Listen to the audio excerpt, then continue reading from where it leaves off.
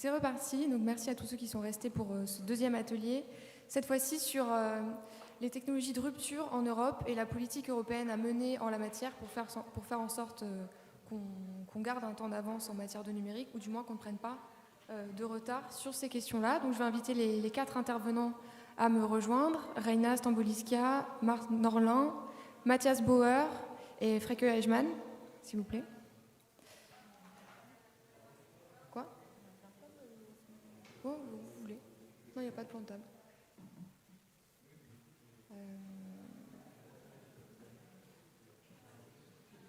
Ah, on attend encore un peu ? Il manque juste Matthias Bauer. Bon. Je vais quand même faire un propos introductif. Donc, Maria Gabriel a rappelé les technologies de rupture viennent sous-tendre la souveraineté et l'autonomie stratégique de l'Europe. La Commission européenne va axer ses investissements sur ces technologies-là, va y apporter une attention particulière. Ce sont des technologies qui imprègnent le discours politique au niveau international. Mi-septembre, la commissaire européenne Ursula von der Leyen a rappelé que l'Europe devait accélérer sa transition technologique pour faire en sorte que ce ne soient pas des acteurs américains ou chinois qui viennent définir les normes qui viendront s'appliquer à la fois aux citoyens européens mais aussi aux entreprises. Donc, par technologie de rupture, si on devait les qualifier plus concrètement, on parle évidemment de l'intelligence artificielle qu'on évoque très régulièrement, mais aussi de la 5G qui cause un débat qui est à la fois très vif en France mais aussi dans l'Union européenne, ou encore de l'identité numérique, un projet pour lequel la Commission européenne a des ambitions qui devraient se concrétiser dès le début de l'année prochaine.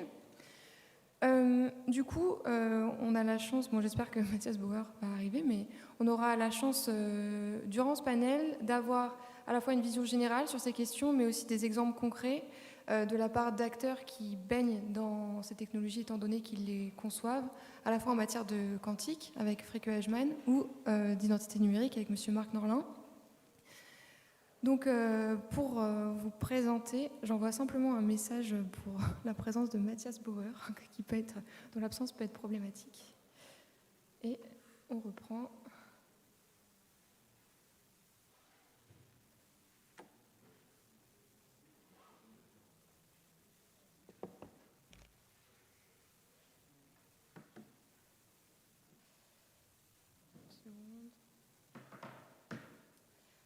Donc, je vais quand même présenter les intervenants. Donc, Reina Stamboliska, ravie de vous voir ici. Donc, vous travaillez pour Yes We Hack, qui est une plateforme de bug bounty qui met en relation les entreprises et des hackers éthiques pour détecter des failles de sécurité. Yes We Hack est pleinement investi dans un projet de recherche à l'échelle européenne qui s'appelle Sparta, dont vous pourrez nous dire un mot. Freke Eichmann, nice to meet you here.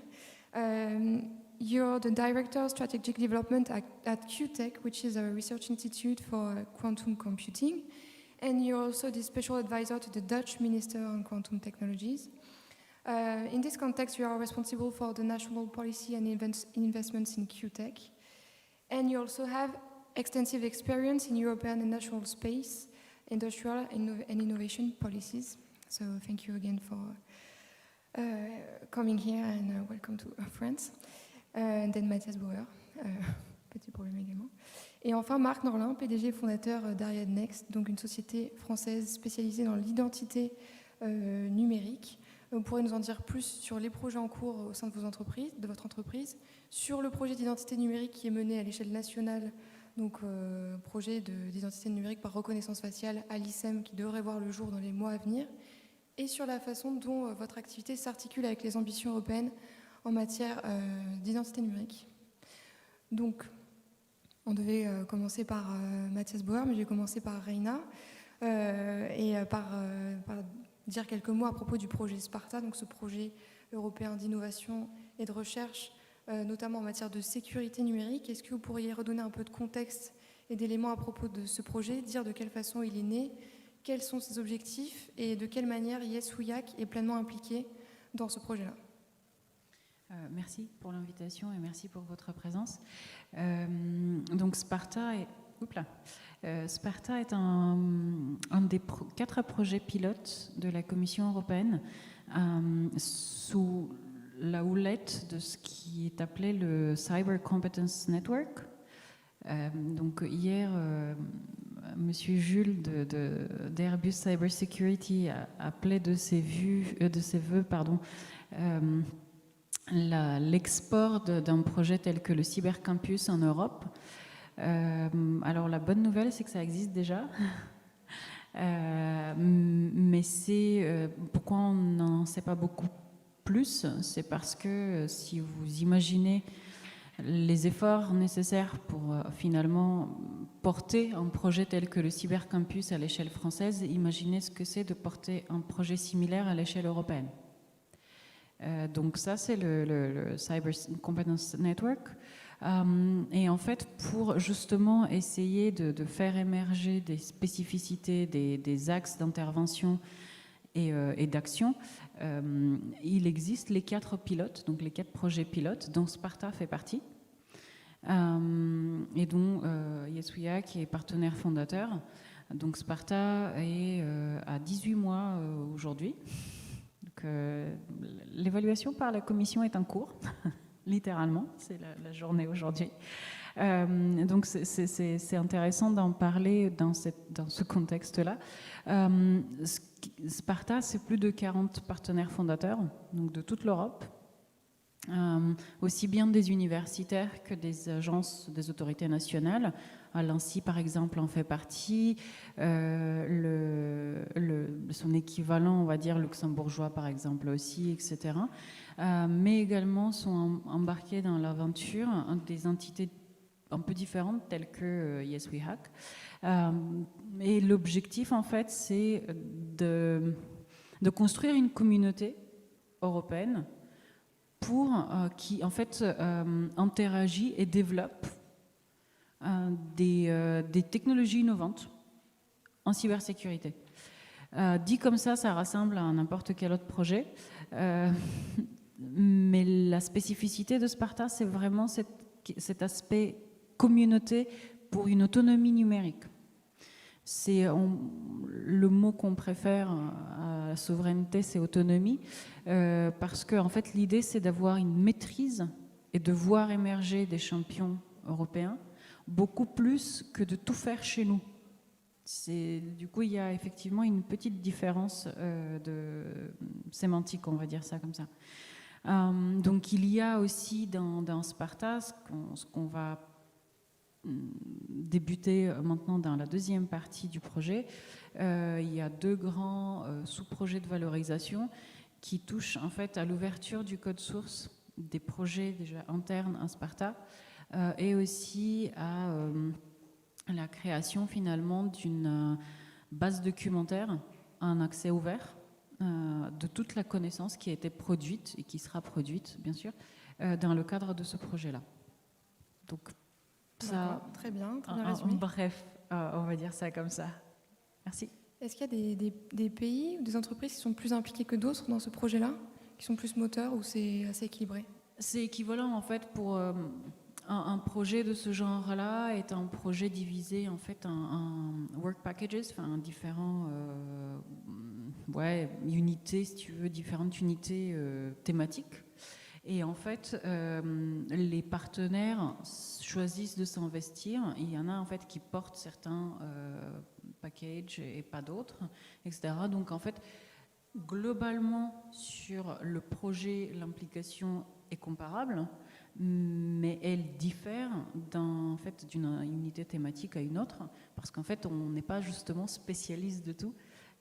Et donc c'est ça aussi la force d'un tel collectif, finalement d'impliquer des entités de différents pays et des pays de différentes tailles et de différentes capacités,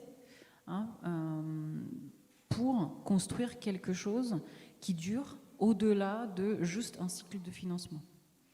Parce que c'est ça un peu l'ambition, beaucoup même, qu'on a, et donc de voir émerger également des approches et des applications concrètes qui permettent de maintenir et de nourrir l'autonomie numérique en Europe, et donc de faciliter également des transferts de technologies, si on veut, etc., du monde de la recherche, donc vers le monde de tous les jours, en fait, de voir finalement arriver sur le marché des innovations et donc des technologies de rupture ou des applications de ces technologies-là.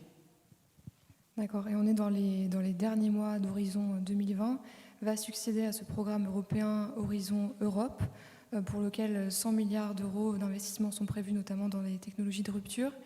Est-ce qu'il y a, même s'il est un peu tôt pour se prononcer, d'ores et déjà des enseignements à tirer du programme de recherche qui s'achève? Et qu'est-ce qu'on attend du prochain programme? En quoi est-ce qu'il est assez ambitieux ou non, selon vous?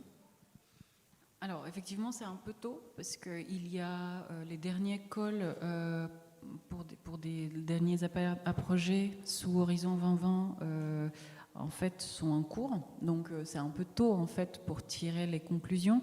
Cependant, ce qu'on voit déjà, c'est effectivement une participation toujours plus importante, justement, de PME, de représentants universitaires ou autres, de petits pays, entre guillemets,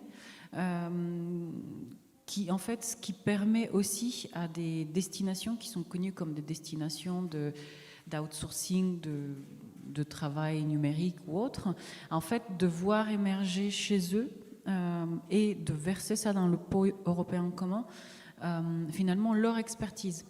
Je pense notamment à des entrants récents dans l'Union, entre autres, mais pas seulement, il y a nos amis estoniens qui sont très actifs aussi, etc. Donc ça, c'est quelque chose qu'on voit vraiment émerger de façon claire.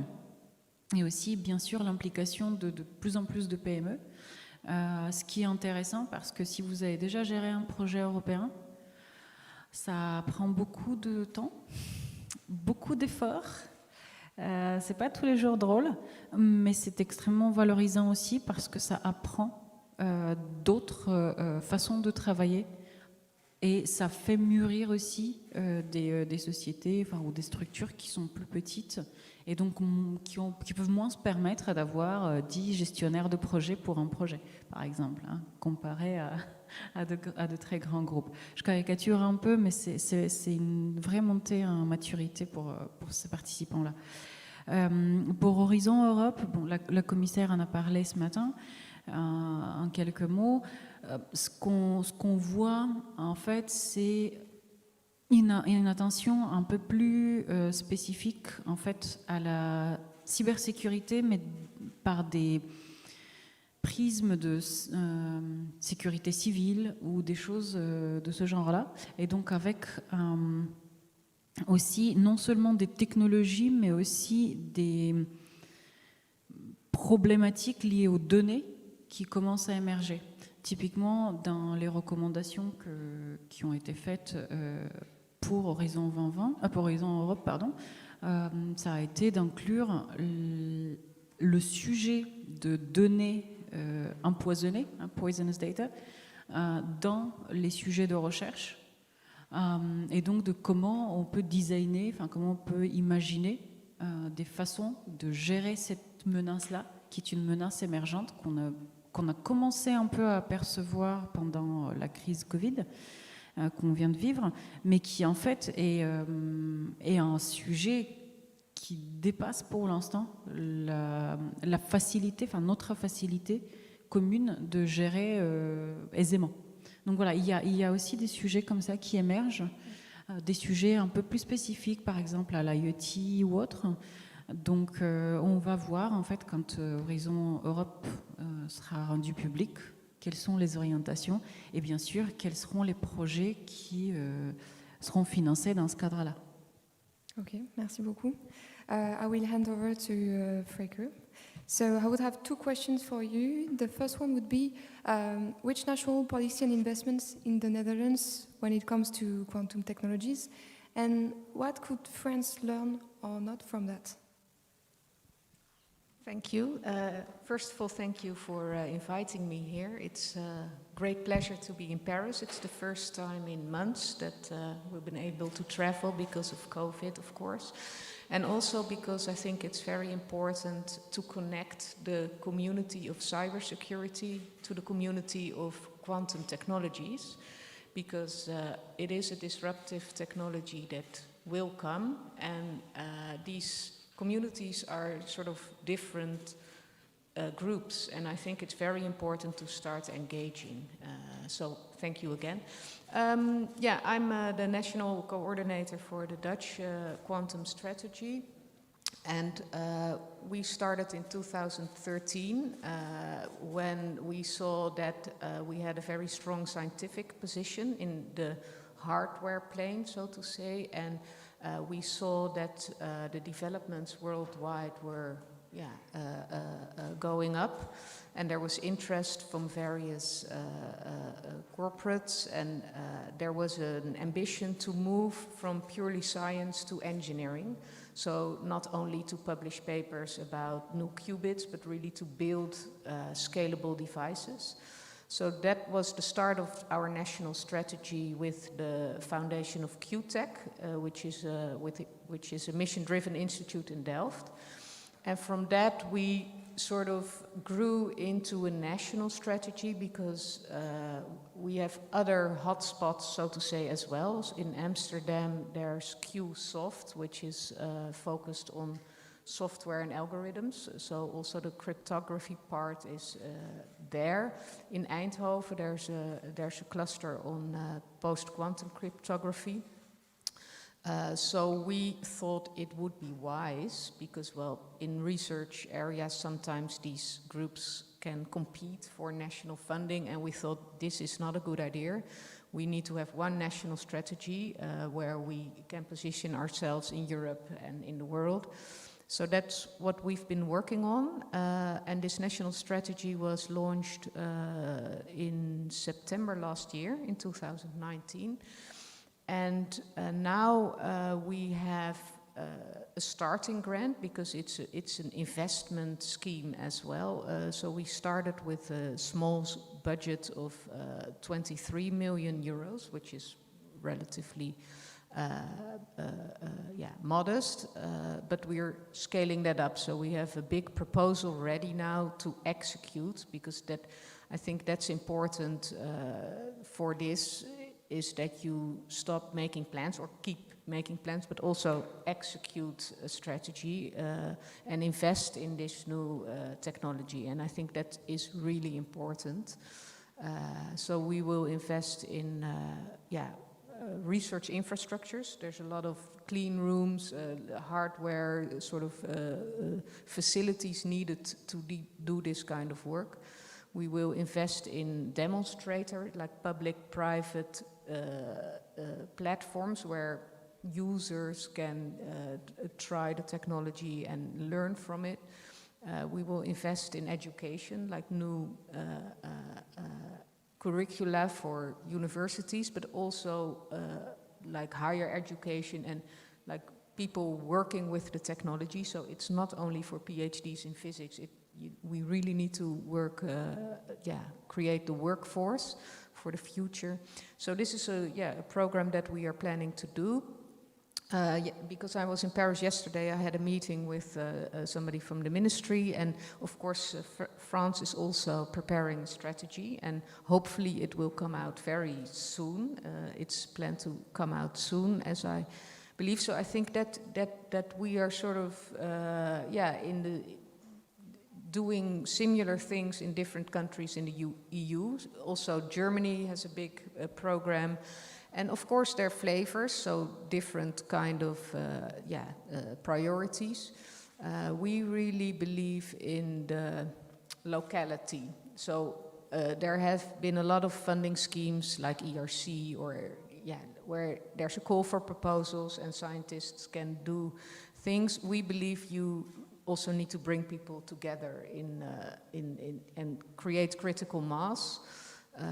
Also for investments of venture capital or corporates to engage. So really that's what, and I think, this is something that could be done in France as well, in Paris and around Grenoble, so that you try to have a few hubs where things concentrate around this technology, more than everywhere a little. That would be my take on that. And I think, the biggest challenge for Europe, I would say is that we have the science, we have the knowledge, but what we miss, and I think that was in previous panel discussion as well, and the commissioner mentioned it too, we don't have the big tech companies. So this is a challenge, and we need to deal with that in a way. So I think we really should engage European industry, like Atos, engage. They need to become more active. Also ASML, like the industry that we have in Europe, should start stepping up.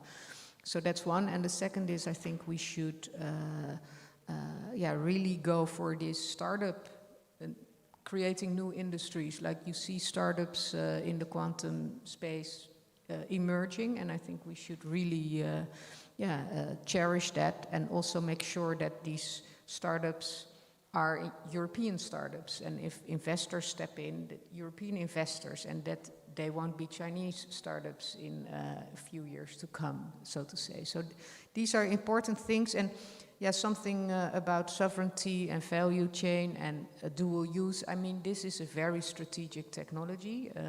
It will disrupt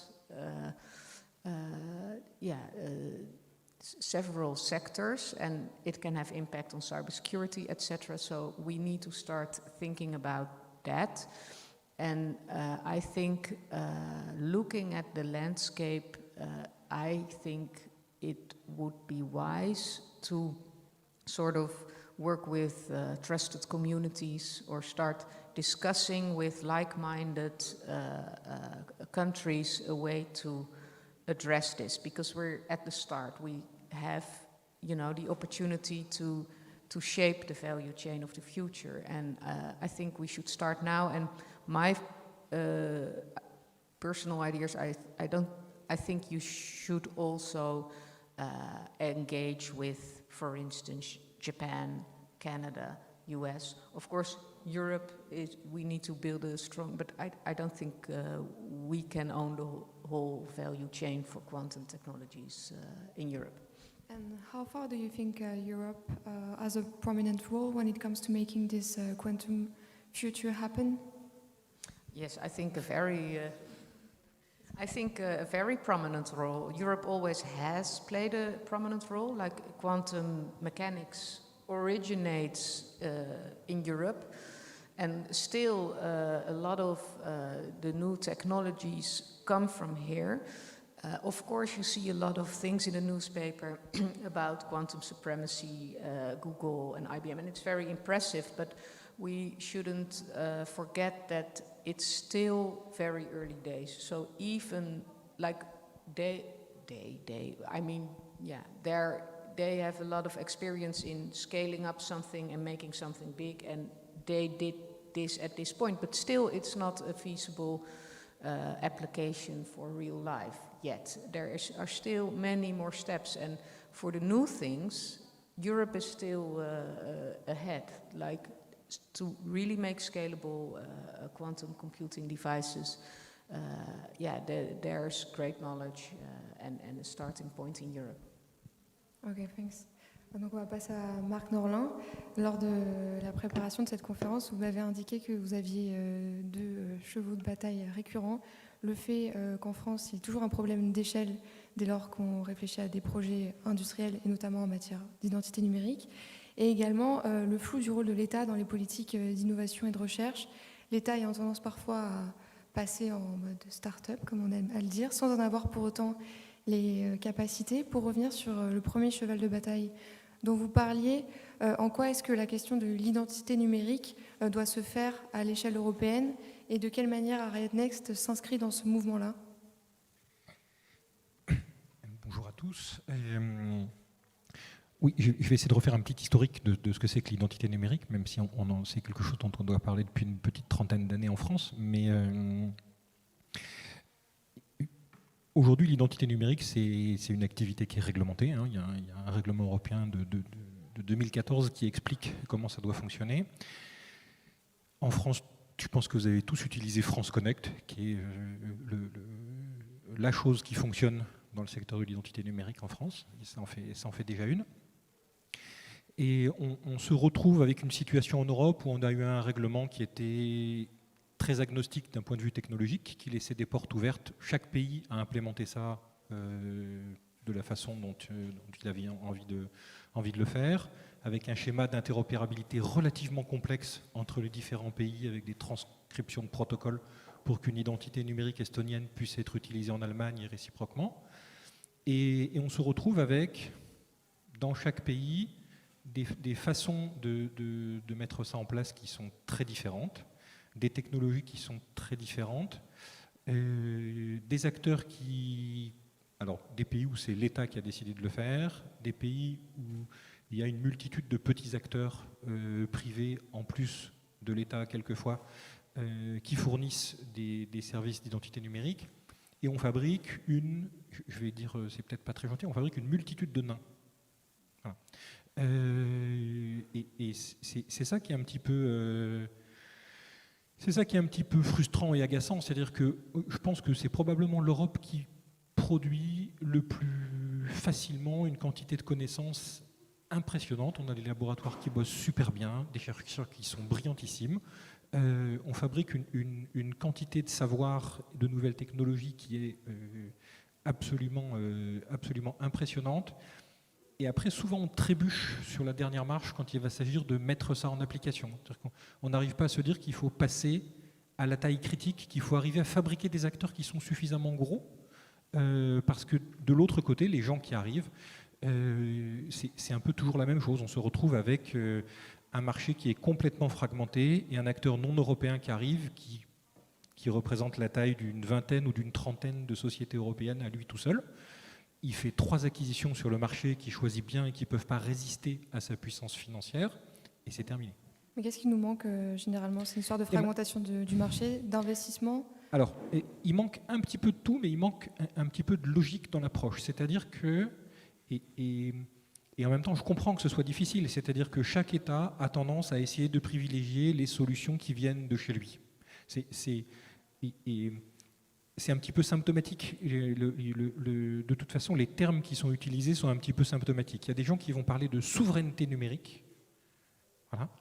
Et vous aviez parfaitement raison. Il faut parler d'autonomie, pas de souveraineté. Je veux dire, la souveraineté, qu'est-ce que ça veut dire? Quand vous commencez à parler de ça, il y a déjà la moitié des gens qui débranchent une partie de leur cerveau et qui disent souveraineté, c'est je vois le drapeau de la couleur de mon pays et je vais acheter un truc qui est français, allemand, belge, luxembourgeois, n'importe quoi, mais qui est fait chez moi. Voilà. Les gens n'ont pas de réflexe de se dire une solution européenne, d'où qu'elle vienne, c'est bien. Donc on a cette espèce de biais cognitif où on a une intégration européenne qui est dans l'état dans lequel elle est, qui est que les gens vont choisir un truc qui est fait chez eux. On se retrouve avec tous ces petits trucs-là. On se retrouve ensuite avec dans une situation où, une fois qu'on a fabriqué ce marché très fragmenté, on n'arrive pas à avoir de volonté, soit de la part des politiques, soit de la part des fonds d'investissement, d'essayer de corriger ça en consolidant après. Parce que peut-être que c'est très bien de faire émerger 40 sociétés en Europe, mais il y a une phase où il faut se dire, maintenant je les consolide un petit peu. C'est-à-dire que je regarde quels sont les 10 meilleurs et essaye de dire, ok, ces 10 meilleurs-là, je vais essayer de fabriquer un champion européen avec ça. Et du coup, en matière d'identité numérique, le projet qui est évoqué par la Commission européenne, là pour le coup, ça se fera à une échelle européenne. De quelle façon ça va se décliner dans les différents pays impliqués? Qu'est-ce qui est attendu jusqu'à présent par rapport à ça? On ne sait pas encore très bien comment ça va se décliner. C'est-à-dire qu'on est en pleine révision d'IAIDAS, c'est un petit peu tôt pour savoir ce qui va sortir. Mais donc ce règlement européen là, de 2014, il est en cours de révision. On se retrouve avec 3 options dans la révision. La première qui est de dire, grosso modo, on continue comme avant. La deuxième, c'est on abandonne une partie de la neutralité technologique, on essaie de faire en sorte que ce soit un petit peu plus compatible. Et la troisième, qui est qu'on fabrique un schéma européen d'identité numérique. On n'a pas encore les modalités de ce schéma-là. Voilà, on ne sait pas encore très bien comment ça peut se passer. De toute façon, il va se passer un petit peu de temps. Et si on regarde le calendrier de ces choses-là, je pense que sur IAIDAS, c'est un texte de 2014. Je pense que les gens qui l'ont rédigé ont dû commencer à bosser dessus en 2010. Il a été voté en 2014, mis en application en 2016. Donc on sait qu'on a encore une petite fenêtre de 6 ans à partir de maintenant pour avoir à nouveau quelque chose qui redonne un petit peu d'élan à tout ça. En attendant, il faudra qu'on vive avec des évolutions minimes de ce règlement. Donc oui, moi j'appelle de mes voeux le fait qu'on essaie de remplacer, je vais dire ça, c'est de remplacer tous ces petits schémas nationaux d'identité numérique par un schéma européen et où on arrive à faire émerger, je ne sais pas, une demi-douzaine d'acteurs ou une dizaine d'acteurs en Europe qui sont crédibles. Le danger qu'on va avoir, c'est toujours le même, c'est-à-dire qu'on va voir débouler quelqu'un qui va arriver avec une solution qui couvre toute l'Europe, qui est super facile à utiliser, qui honnêtement, d'un point de vue sécurité, est tout à fait raisonnable, et ça va être très dur de résister au déploiement d'une techno comme ça. C'est-à-dire qu'on est, je crois absolument pas aux barrières réglementaires quand on est faible derrière. C'est-à-dire que vous pouvez mettre une barrière réglementaire si derrière cette barrière, vous avez des acteurs qui sont assez puissants pour proposer un service alternatif. Si vous mettez une barrière et que derrière, il n'y a personne, la barrière, elle finit par tomber parce que les gens, un jour, ils ont besoin d'une identité numérique, ils ont besoin de mettre leur infrastructure dans le cloud parce que c'est plus pratique pour eux, ils n'ont rien qui existe en Europe, ils achètent tout ce qu'ils trouvent ailleurs. Et je profite de votre présence pour prendre des nouvelles d'Alicem, donc ce projet d'identité numérique par reconnaissance faciale, dont vous saurez sûrement. Alors, je ne suis probablement pas le mieux placé pour en parler, oui. mais je pense que ça va bien finir par sortir un jour. Ce que vous disiez, c'est qu'il y avait un marché de 40 millions d'euros. Oui, il y a un gros marché, je pense que tout le monde le connaît, le marché du système de gestion de l'identité numérique en France, qui est enfin je pense que les réponses ne sont pas encore faites, qui vise à assurer la version suivante de cette application-là, que peu de gens ont vu pour l'instant. Ouais. Très bien. J'ai des questions un peu générales que je vais poser en français finalement, notamment concernant la politique européenne en matière de données. Donc, on a défini notre propre politique, donc le RGPD que tout le monde connaît, pour justement faire en sorte que ces informations des citoyens européens soient davantage protégées, qu'on ait une politique davantage respectueuse de ces mêmes données. Or, on sait que pour développer des innovations de rupture, pour améliorer des produits ou services, on a parfois besoin de très larges volumes de données pour les peaufiner, faire en sorte qu'ils soient très pertinents. En quoi est-ce que le RGPD est une chance ou un poids pour développer des technologies de rupture en Europe? Est-ce que vous avez une opinion sur le sujet? Je laisse la première personne qui veut prendre la parole sur le sujet la prendre.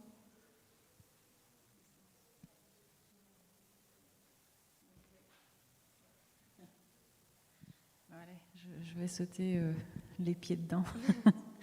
Cette tension-là, elle est vieille comme le monde. Hein. En fait, jusqu'où je peux aller trop loin? C'est ça la question, en fait. Et là où le RGPD est très intéressant, c'est que oui, il y a des choses qui sont encadrées. Je précise, j'utilise exprès ce mot-là parce qu'il y a quasiment rien qui est strictement interdit par le RGPD. Donc la question, elle n'est pas tellement de oh là là, on peut plus rien faire, on peut plus rien, voilà. La question est d'accord, on va faire des choses, mais on peut pas les faire n'importe comment. Et là où en fait nous on se rend compte que le RGPD pour nous ce n'est pas un problème, c'est de voir que dans notre en tant que ESWIHAC, je parle en ce moment, mais de voir que dans notre développement, par exemple, notamment en Asie, le RGPD est un levier de business pour nous. Je pense que je vous apprends rien en disant que le RGPD est un exemple pour plein de pays qui s'inspirent et d'États américains aussi individuels là, qui s'inspirent en tout cas de certains de ces, et de beaucoup de ces exigences. Et en fait, quand vous arrivez, acteur européen, avec un discours, y compris business, en fait, qui s'aligne avec des valeurs et principes, en fait, qui sont finalement ceux des droits et libertés fondamentales qu'Europe incarne, ben en fait, ça fait sens pour beaucoup de gens ailleurs qu'en Europe. effectivement, nous, ce qu'on a vu, c'est que dans notre avancée dans la région APAC, si on veut utiliser cet acronyme-là, c'est quelque chose qui nous aide. Donc, c'est vrai que je suis nécessairement pas la mieux placée pour critiquer le RGPD, sachant que je rappelle quand même que c'est un texte qui est à 80% similaire à ce qui existe en France depuis avant même qu'on soit né, hein, depuis 1978, donc la loi informatique et liberté. Donc ces principes-là sont inscrits maintenant dans le RGPD. Ce que le règlement permet, c'est de donner en fait encore davantage de pouvoir à l'individu. La question où on en arrive en fait avec ça, c'est est-ce que en fait les gens ont bien compris le pouvoir finalement qu'on leur rend, hein, en fait ces droits qu'ils ont, est-ce qu'ils comprennent comment s'en servir? Ça, je ne suis pas convaincue. Vous avez le sentiment qu'il y a des idées reçues ou des incompréhensions sur quel point en particulier à ce sujet-là? Sur quel point il n'y en a pas, je veux dire. Sur le sujet, il y en a tellement de points qui sont totalement mal compris. Mais même, et après, il y a aussi, ne serait-ce que l'exercice de droit, est un droit d'accès, modification, etc., des données à caractère personnel, est un sujet qui n'est pas super simple d'accès pour tout le monde, ce qui est un vrai problème. Et un autre problème qu'on a, c'est que effectivement, je reprends ce que tu disais pour les barrières. On voit émerger une tendance où des représentants de la société civile décident que les autorités nationales de protection de données n'ont pas en fait assez de dents. Elles ne mordent pas assez fort. Du coup, en fait, ils prennent les choses en main et vont en justice, etc., contre des acteurs souvent privés, souvent non européens d'origine. Ce qui, en fait, c'est même pas un filigrane. Ce que ça dit, c'est OK, on a fait une barrière, on a fait un super texte, et en fait, on n'a pas donné les moyens à ce que ce texte-là soit vraiment implémenté de façon suffisante, de façon solide, de façon non ambiguë. Je sais que c'est un discours que j'ai là qui n'est pas nécessairement du goût de tout le monde, mais si on revient finalement à ta question initiale, hein, on a toujours la possibilité de faire n'importe quoi sans être spécialement inquiété. Est-ce que ça, c'est une situation permissive? Est-ce que ça vraiment nourrit l'innovation et les technologies de rupture? Je ne sais pas. Plutôt je suis mitigée sur le sujet. Donc voilà, là, et si la question est-ce qu'on peut tous se permettre sous le prétexte que en fait c'est la condition sine qua non pour qu'il y ait des choses qui se développent, on n'est pas sorti de l'auberge. Il y a une gradation de métaphores que j'aime beaucoup. Il y a quelques années, on disait « Data is the new oil ». Depuis, le Green Deal est passé par là. Maintenant, on dit « Data is the new soil ». Et maintenant, en fait, il y a des choses... il y a une métaphore qu'on m'avait opposée récemment, mais « Data is the new uranium ». Effectivement, ouais, il y a des choses dedans, dans notre absence de maîtrise finalement toujours croissante des données. En quelle mesure est-ce que ça, c'est un levier d'innovation, hein? Parce que, je veux dire, ne serait les boîtes ou les entités qui trouveront un design accessible, pas simple, accessible. Simple, ce serait idéal, mais c'est difficile, de maîtrise des données, même pas à caractère personnel, des données techniques résultant de l'interconnexion et de l'interdépendance toujours galopante de plein de services et produits à l'échelle européenne, mais même à l'échelle nationale. Je pense que ça, cette entité-là, ça, c'est une vraie innovation qu'on en fait voit ou pas arriver. et où en fait, qui est une vraie innovation qui ne repose pas sur le je peux tout faire sur tout du n'importe quoi. On a bien compris cette idée qui est tout à fait légitime. Vous avez quelque chose à ajouter sur le sujet? Je vais essayer de compléter un petit peu. Oui, on voit bien que... Alors, le RGPD, effectivement, il invoque des principes qui sont extrêmement importants et qu'il faut respecter absolument systématiquement. Mais effectivement, il n'interdit pas beaucoup de choses. Si vous mettez en place les règles qui sont attendues de vous pour traiter des informations, vous pouvez toujours continuer à le faire. C'est vrai qu'il y a ce principe qui est que la donnée, elle est modifiable, supprimable par son propriétaire. Ça, c'est absolument important. Là où il y a effectivement des difficultés quand on parle d'IA en particulier, qu'on a besoin d'entraîner des algos sur des quantités de données qui peuvent être relativement importantes, c'est là où effectivement, de temps en temps, on se retrouve à régler un problème qui est OK, j'ai besoin d'entraîner mon algo sur tout cet ensemble de données.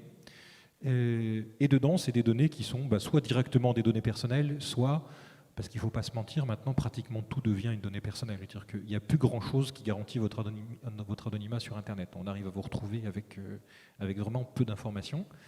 Et ça, il faut arriver à le faire correctement.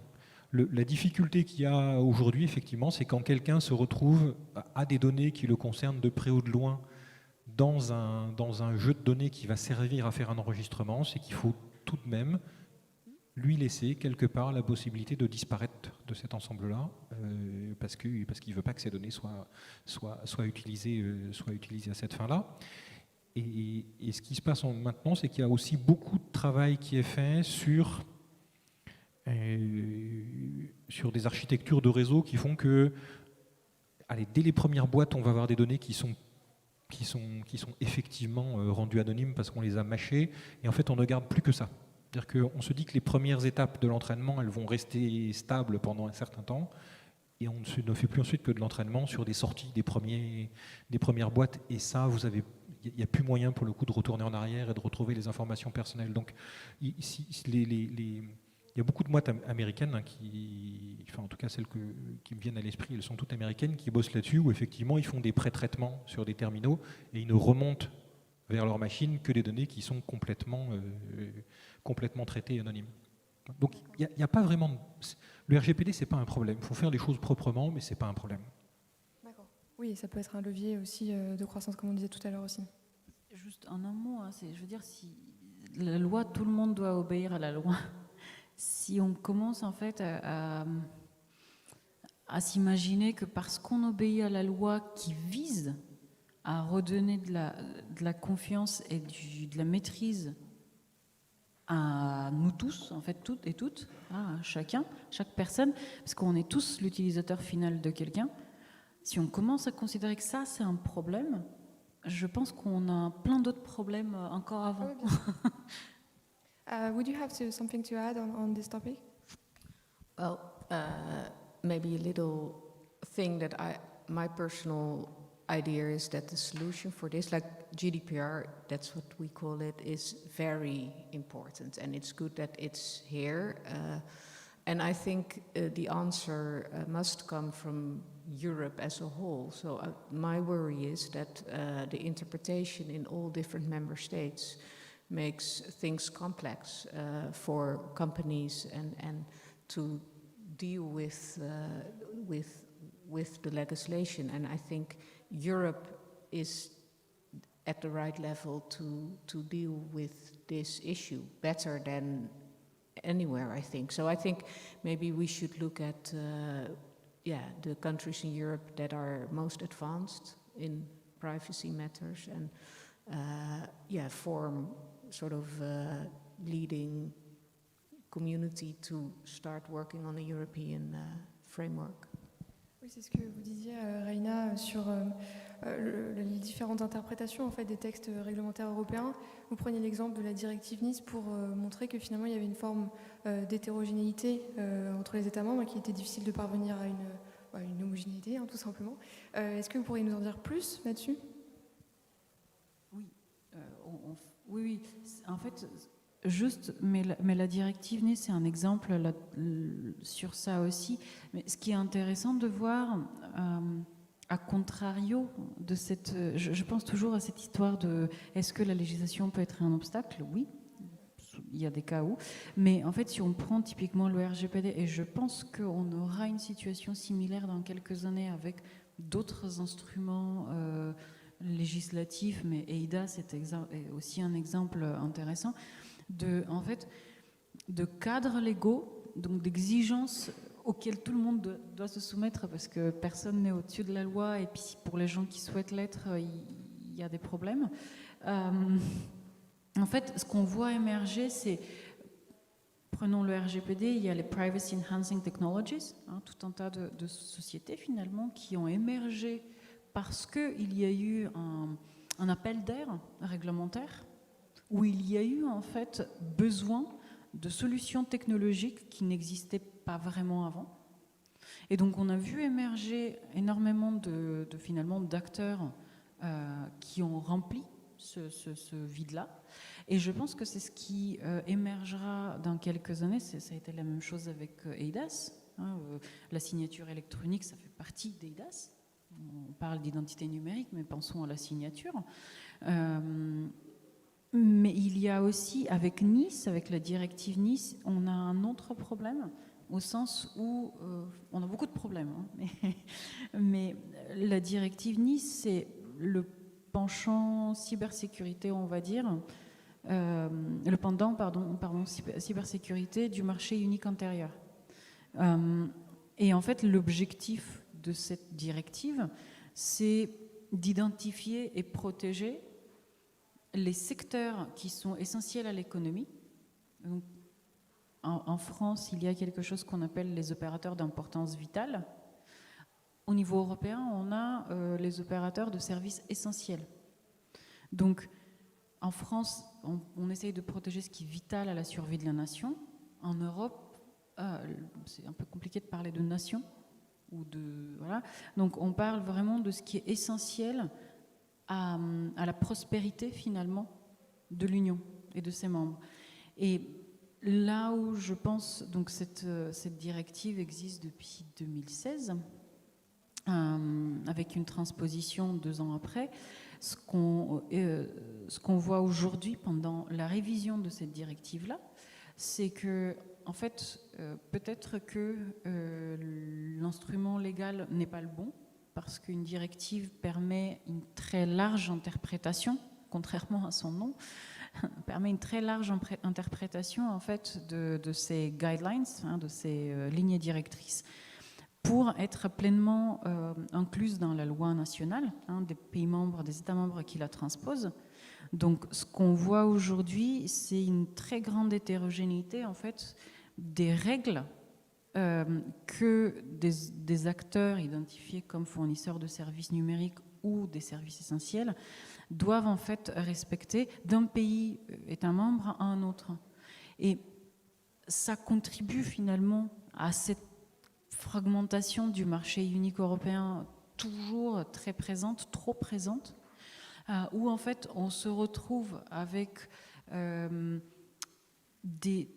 même société qui est présente dans différents États membres, qui est identifiée comme fournisseur de services essentiels, par exemple, qui en fait, en fonction de dans quel État membre elle est, finalement ne respecte pas les mêmes exigences, parce que ce n'est pas les mêmes exigences dans chaque État membre. Donc en fait, avec des bisbilles en interne entre différentes entités présentes en Pologne et en France qui s'exigent mutuellement des choses parce qu'en fait, ils doivent le faire en France, donc, mais pas en Pologne. Donc ça peut être assez kafkaïesque, en fait.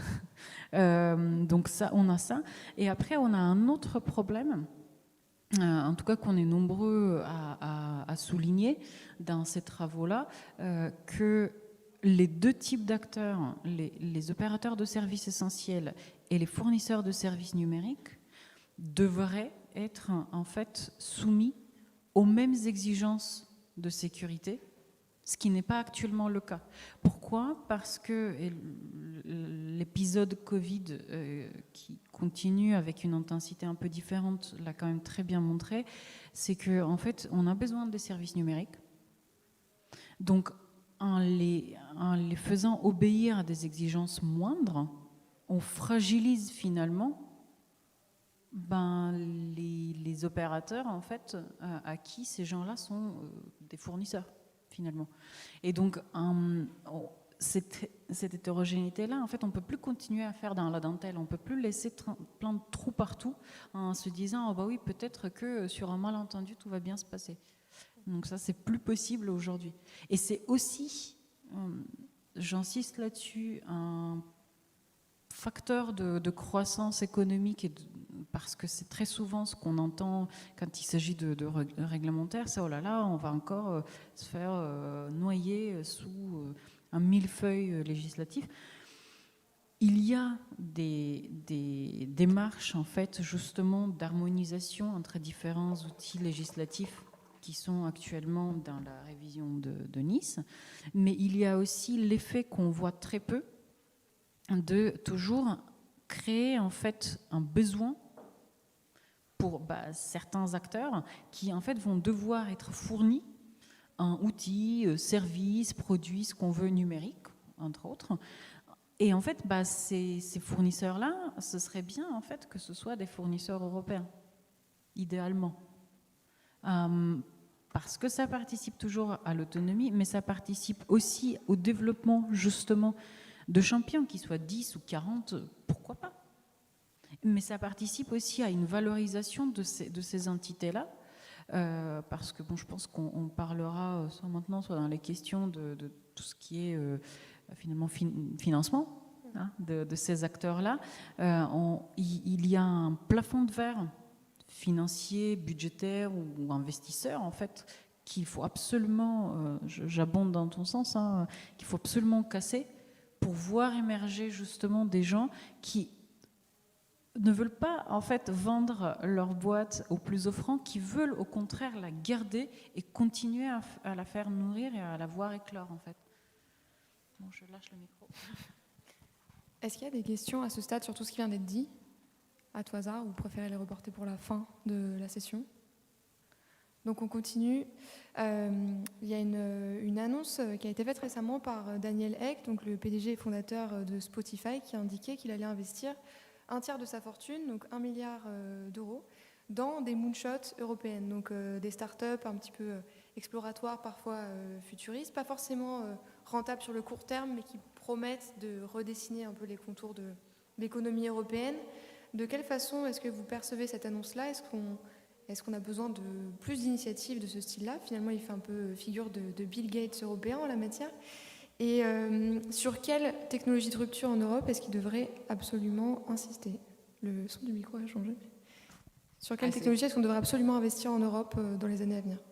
Yes, well, I think it's wonderful, it's great. I think we need investment capital for startups with a long-term horizon. So in Europe there is this notion that you have to have a business case. When you make a startup, you have to have a business case and a market, and in 4 years or whatever, you need to, make a profit. And that is not how you get to disruptive innovation. And so we need funding for these initiatives with a longer horizon that may take 10 or 15 years to get to profit, and even the market isn't really to be quantified yet, because there are some things that are uncertain because it's disruptive. And yeah, that's what we lack in Europe. And in the US, for instance, you have investors who do that, but you also have these tech companies with really deep pockets, and they have research teams, and they just do blue sky stuff. And so we need, it's really important. And also inspiring. I mean, if I would be younger and come out of engineering, then it would be great to be able to work on these kind of new things instead of working, okay, I have to make a profit in 4 years. So Yeah, if we can manage to get more of that, I think that's great. And we see it happening in France. You see, big funds emerging with this kind of approach, also in Germany and in the Netherlands. And so I think, we are learning. Vous voulez dire quelque chose sur ce sujet, Marc? Bien sûr. Bien sûr, je pense que tout le monde est content de nouvelles comme ça. Et effectivement, il y en a pas assez en France et en Europe en général. On est beaucoup sur un modèle où tout ce qui est recherche amont et tout ce qui est démarrage aujourd'hui est financé sur fonds publics. Il ne faut pas se voiler la face. Et donc, on a beaucoup recours à de la subvention, à du financement public, à des gens qui bossent dans des laboratoires publics pendant des années avant d'arriver à faire quelque chose qui peut-être va leur permettre ensuite de présenter ce fameux business case à 3 investisseurs qui vont bien daigner mettre un petit peu d'argent dedans pour démarrer quelque chose. Donc, pour toutes ces technos qui demandent une maturation longue, à part dans les biotech où quand même les investisseurs ont pris l'habitude et ont compris que c'était long et qu'il fallait attendre. Sinon, pour tout ce qui sont les technos numériques, les gens n'ont pas encore compris que ça pouvait prendre du temps de sortir un truc. Donc, j'ai l'impression que ce qu'on voit, c'est du coup beaucoup du financement public, beaucoup de petites boîtes qui essaient de se monter en se disant qu'elles vont aller beaucoup plus vite que les autres et qu'elles vont y arriver et qui souvent se cassent la figure faute de financement au bout de 5 ans et essayent de redémarrer derrière. Donc, oui, cette prise de conscience qu'il faut mettre plus d'argent sur du long terme dans des boîtes,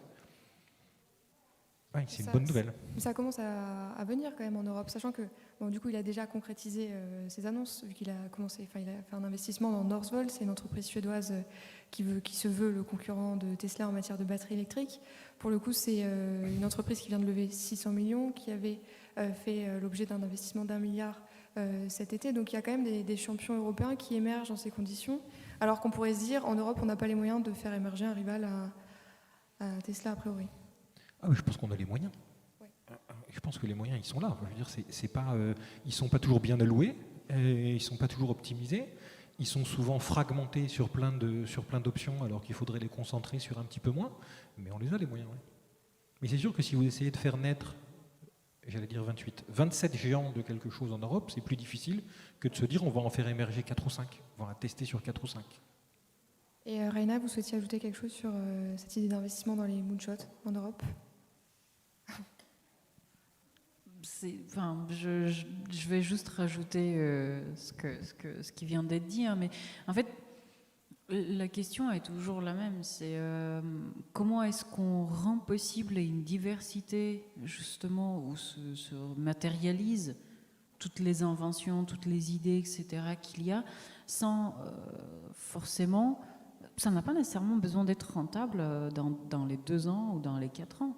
Si ça l'est pas, c'est pas que c'est pas grave, mais ça peut en fait être vu différemment. Encore, ce sont toujours des nouveaux modèles économiques à inventer aussi. Nous, on est un exemple d'un modèle économique nouveau, on va dire, hein, avec finalement le paiement et en fait avec un engagement de résultat.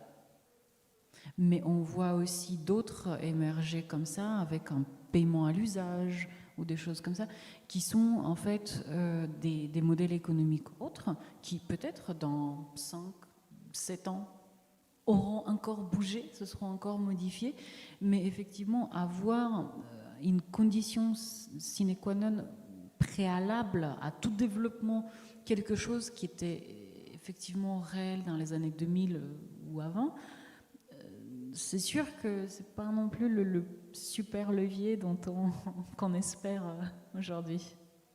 Et pour protéger nos champions nationaux européens, favoriser leur émergence face aux champions américains, chinois, on a tendance en Europe à avoir 2 réflexes, soit essayer d'instaurer une taxe GAFA pour récupérer de l'argent de la part de ces acteurs numériques, soit passer par la sanction, notamment en matière de pratiques anticoncurrentielles. Est-ce qu'il y a eu des progrès sur ce champ-là ? Est-ce les actions qui ont été menées pour protéger nos champions européens sont à la hauteur, ou est-ce qu'il y a encore des progrès à faire sur ce pan-là?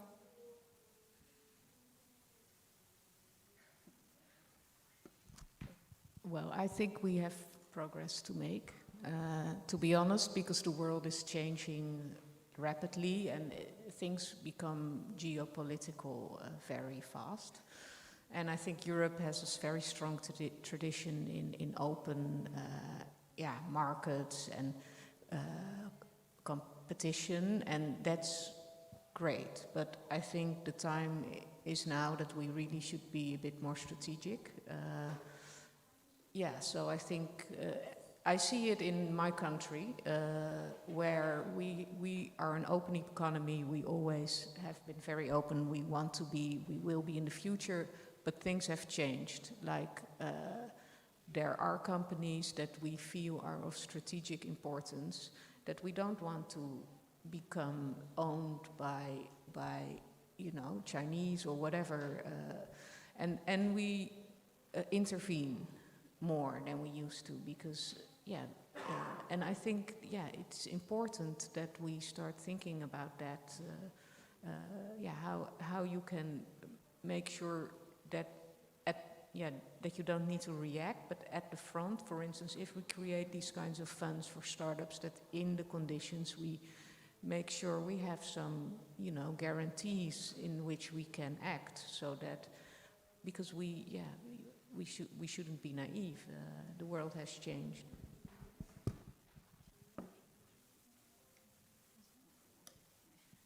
As a conclusion, perhaps, let's see what comes out from. Oh, sorry. voyons ce qui vient du Digital Services Act, parce que c'est la consultation publique, c'est fini là, plutôt ce mois-ci.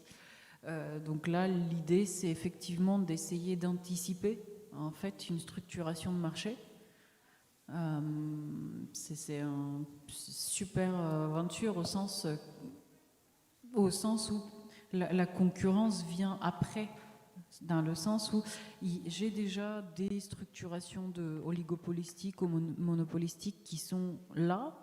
Et en fait, ce que j'essaye de faire, c'est raboter et en fait limiter leur mainmise. Et donc, ce qu'essaye de faire le Digital Services Act, c'est de prendre la question d'une façon, on va dire, différente, et de dire, attends, avant même qu'on arrive à une situation où justement je fais que de la sanction a posteriori, est-ce qu'on pourrait en fait imaginer des règles qui vont en tout cas structurer ce qui peut émerger avant, donc de façon à diminuer justement ce que je peux sanctionner à la fin. C'est-à-dire que si j'ai pas de gens qui enfreignent les règles, parce qu'ils se sont développés d'une façon qui est harmonieuse et qui permet aussi à d'autres d'exister plutôt que de juste vivoter, en fait, j'aurais finalement pas à aller taper sur les doigts de ceux qui en fait abusent. Ouais, mais si j'ai pas de règles très claires de qu'est-ce qu'un abus, je peux pas non plus leur trop taper sur les doigts. Et donc on a cette situation très bizarre, où on perçoit des choses qui sont éthiquement, fiscalement pas agréables, mais qui restent pourtant tout à fait dans le cadre justement de légal, ou plus largement tombe dans une espèce de vide quelque part, où en fait si c'est pas interdit, c'est pas, voilà, c'est plus ou moins permis. Donc c'est plus cette complexité-là, je pense, qu'il s'agit là de gérer. Donc voyons voir ce qu'adviendra de ce paquet législatif, parce que la consultation vient de se terminer. Donc là, on attend finalement le train législatif européen pour voir justement comment ces acteurs-là qui agissent en gardiens de temple, finalement, vont être régulés pour laisser finalement un peu de l'espace de manœuvre à des plus petits. Merci pour ces interventions très intéressantes. Je repose la question pour savoir si l'un d'entre vous aurait justement une question à adresser à l'un des intervenants. Autrement, j'en aurai une dernière. Donc, en matière de technologie de rupture, bon, on parle énormément de la 5G à la fois en France et en Europe. Ça suscite un débat très vif. Est-ce que pour garantir l'autonomie stratégique de l'Europe en la matière, on doit absolument privilégier les fournisseurs que sont Nokia et Ericsson au détriment de Huawei, ou est-ce qu'on n'a pas forcément intérêt à avoir ce type de comportement-là si on veut garantir la compétitivité de l'Europe en la matière? Bon, c'est vrai qu'on pourrait réaliser une thèse sur le sujet, mais en fait, la question de fond, c'est en matière de rupture technologique, est-ce qu'on a à faire un effort supplémentaire pour passer systématiquement par les acteurs européens et nationaux, ou est-ce qu'il faut agir en fonction de l'offre des fournisseurs, de la qualité de leur offre, de leurs solutions, sans regarder forcément leur nationalité? Bon, je vais me lancer, j'espère que personne n'est anti-5G dans la salle. Le sujet n'est pas simple.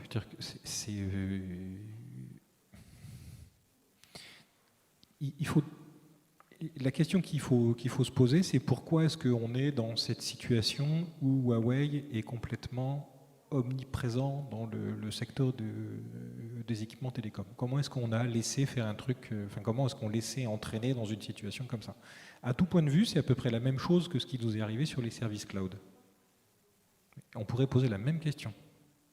Là, c'est juste que c'est un Chinois, donc ça fait un petit peu plus peur aux gens, mais sinon, c'est exactement le même sujet.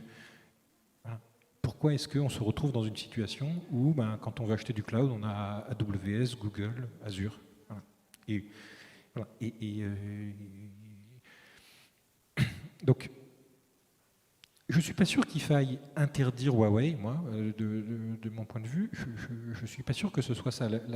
Le vrai truc, c'est qu'il faut par contre s'assurer qu'il y ait des alternatives. Et oui, il y a Nokia Ericsson qui est là. Il faut s'assurer qu'ils aient un accès au marché qui soit équivalent à celui qu'a Huawei. Et il faut s'assurer que quand on a des entreprises qui sont stratégiques comme ça et qu'il nous en reste plus qu'une seule en Europe, il faut s'assurer que les gens qui la possèdent ont effectivement une stratégie de R&D, une stratégie de développement qui leur permet de rester en phase sur ces marchés-là. Après, l'interdiction, non, je ne pense pas que ce soit un truc... si tout a été développé, je dirais, de manière juste des deux côtés, il n'y a pas vraiment de raison d'interdire. Après, je ne rentre pas dans les sujets il y a des sondes d'espions chinois dans tous les équipements Huawei, ça c'est un autre sujet. Voilà. Un sujet qu'on évoquera peut-être une prochaine fois. À moins que vous ayez un mot de conclusion à apporter, je pense que cet atelier est terminé. Donc je vous invite à rejoindre la salle du cocktail. Et j'avais 2 annonces à faire. Donc à 14h, un atelier sur la cybermalveillance aura lieu en salle 201, donc avec cybermalveillance.gouv.fr. Plutôt. Et 14h30, dans cette même salle, un atelier sur l'éducation et la formation est attendu. Donc voilà pour les 2 rendez-vous de l'après-midi. Merci à tous et bon après-midi.